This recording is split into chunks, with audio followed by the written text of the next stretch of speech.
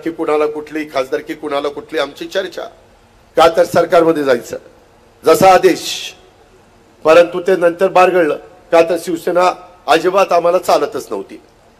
2019 निवडणूक झाली, त्याच्यामध्ये कुणालाच बहुमत आलं नाही। दिल्लीमध्ये आम्हाला बोलून घेतलं, प्रफुल्ल पटेल, मी, साहेब, अमित भाई, देवेंद्र आणि एक उद्योगपतीच्या बंगल्यावर मीटिंग व्हायच्या, कुणाच्या बापाला कळायचं नाही।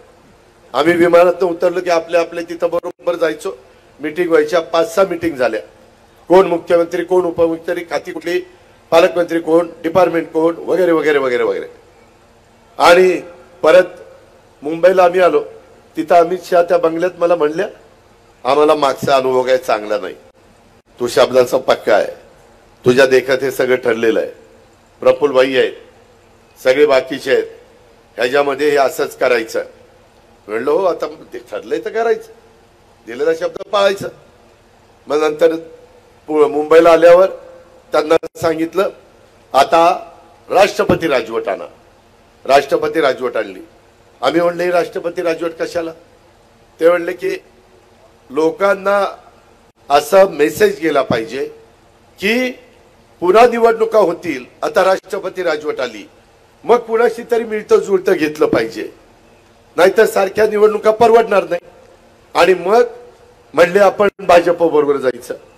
त्याच्यानंतर ते राहिलं बाजूलाच, नंतर एकदम काँग्रेस आणि शिवसेना आम्ही चर्चा करायला लागलो। त्याला म्हणले मागचं काय झालं? नाही म्हणली, दोन्ही रस्ते आपल्याला फ्री ठेवायचे, इकडे काय इकडे ते ठरवू। पुन्हा त्यांच्या बरोबर चर्चा, त्याच्यात चर्चा होता होता नेहरू सेंटरला चर्चा व्हायची। एकदा काय झालं, ते आता खरगे साहेब आहेत ना काँग्रेसचे अध्यक्ष, ते काहीतरी साहेबांना बोलले आणि तिथं चिडाचिडी झाली। साहेब उठले आणि तिथून वरच्या मजल्यावरून खाली चालले। मला म्हणले, प्रफुल्ल पटेलांनी मला बोलवलं, हे काही म्हणतील तसं ऐकत नाही। विधानसभा अध्यक्षावरून मतभेद झाले आणि काहीतरी जागांवरून मतभेद झाले। ते म्हणले की यांना काही सरकार करायचं नाही, काय आपलं ठरलंय तसं करून टाका। बरं म्हणलं, करून टाकतो। प्रफुल्लबाई ते गेले निघून। प्रफुल्लबाईंना रात्र झाली होती, प्रफुल्लबाईंना म्हणलं काय करायचं? म्हणलं बघा आता, जयंत पाटलाला बोललो, म्हणले असं म्हणलं आता साहेब। ते म्हणले दादा तुम्ही वर्षावर जा, पण दाराची फट उघडी ठेवा, दार पुरं बंद करू नका। कोण? करेक्ट कार्यक्रम करणारे जयंत पाटील। बरं म्हणलं साहेब, आपण प्रांताध्यक्ष जशी आज्ञा। गेलो चर्चेला, रात्रीची वेळ, त्यांनी तिकडनं फोन केला दिल्लीला।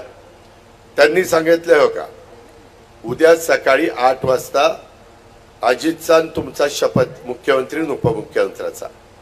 रात्री आम्ही कॅबिनेट घेतो आणि त्या पद्धतीनं त्याच्यामध्ये आपण, तुम्ही काय रे वेड्यासारखं करता, 5-6 करायला तुमच्या काकाचं झालं होतं, त्यामध्ये आपण त्या पद्धतीनं ह्या सगळ्या गोष्टी केल्या। आणि सरकार रात्री मीटिंग झाली, रात्री 2-2:30ला कॅबिनेट, राष्ट्रपती राजवट उठवायची, कारण आपणच सांगितली होती आणा, उठवली। सकाळी 8ला शपथ होती, जे ओरडतात ना पहाटे शपथ होती, पहाटे शपथ होती, 8 वाजता। 8ला पहाट म्हणतात का? मी पहाटे 5ला, 6ला पहाटे, 7ला सकाळी आणि 8ला तर बऱ्यापैकी सकाळ, पण आता पहाटे।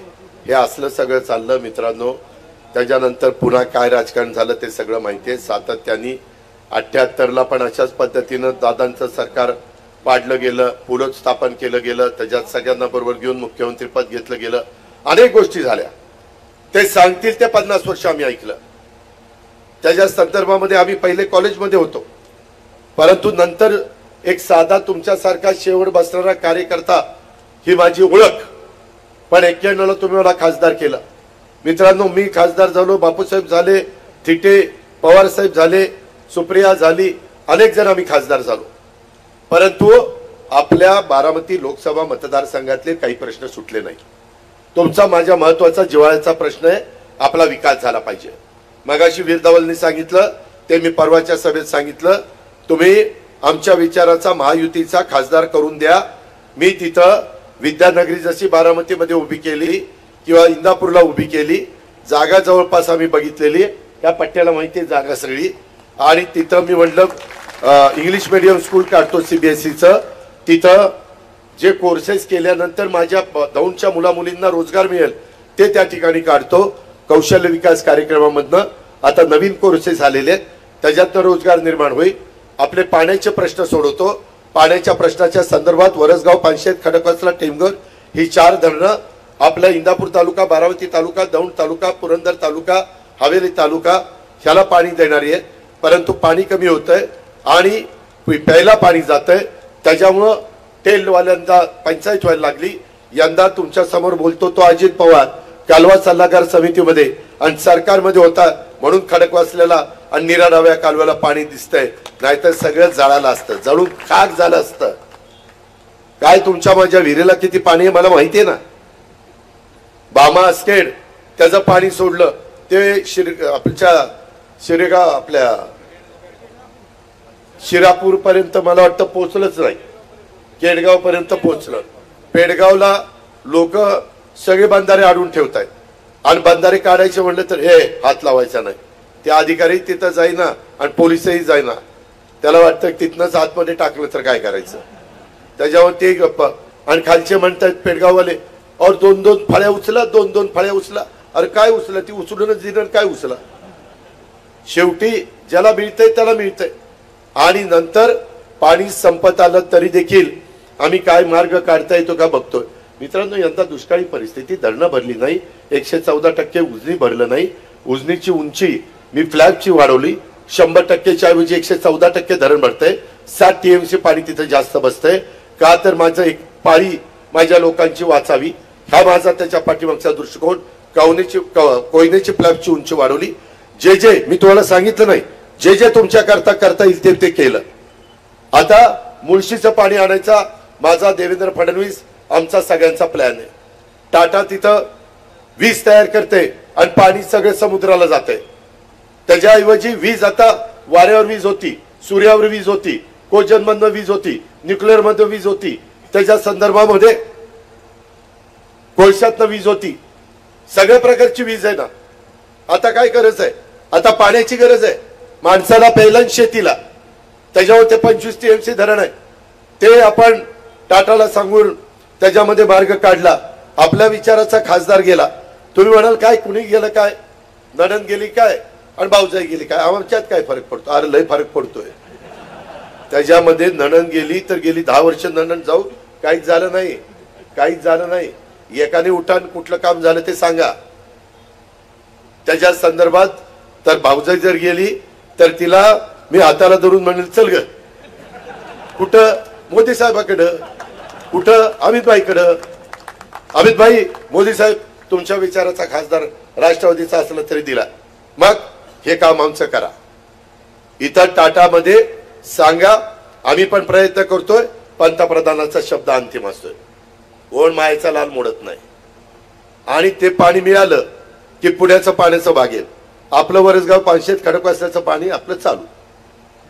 हे आपल्याला घड्याच्या चित्राचं बटन दाबून बघायचं. काही जण आज आता फार चेहरे प्रफुल्लित दिसत आहेत. कुठं 8-10 दिवस काही गेले होते कोणाला माहिती.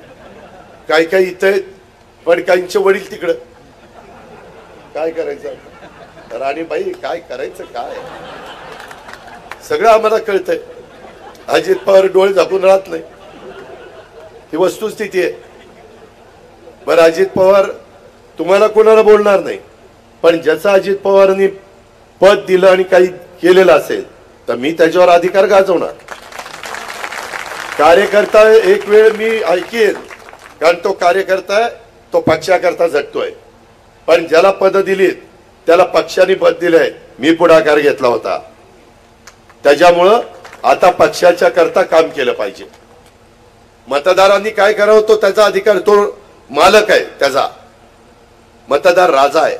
त्याला आम्ही विनंती करू की बाबांनो, तुमच्या दौंड तालुक्याचा विकास बारामती सारखा करण्याच्या करता मी पुणे पिंपरी चिंचवडचा विकास करून दाखवलाय, मी बारामतीचा विकास करून दाखवलाय. तरी देखील मला जनाई, शिरसाई, पुरंदर उपसा सिंचन योजनेमध्ये मला सोलर सिस्टीम बसवायची, 54 कोटी रुपये पुरंदर उपसा सिंचन योजनेला, पंप बदलायला, मोटारी बदलायला, पाईपलाईन लिकेज काढायला मंजूर केलेत. हायस्पीडच्या मोटारी आल्यात. तुम्हाला माहिती आहे अहो त्या तेलंगणामध्ये त्या मुख्यमंत्र्यांनी 1 आणि 2 लाख हॉर्सपॉवरच्या मोटारी बसवल्यात. किती? 1 लाख 2 लाख हॉर्सपॉवरच्या मोटारी. अजित पवार खोटं बोलणार नाही. कधी वर्गणी करा जावा तिथं जाऊन बघा. ही वस्तुस्थिती आहे. त्याच्यामध्ये आपल्याला जे पाणी उचलायचंय ते तिकडनं पाणी मुळशी डॅमचं आपल्याला घेतलं. मुळशी डॅम मोठा आहे आणि त्यांना जी वीज कमी पडेल आपण सेंट्रल ग्रीड मधनं वीज देऊ ना, त्याचे पैसे आम्ही देतो. एबीपी माझा, उघडा डोळे बघा नीट.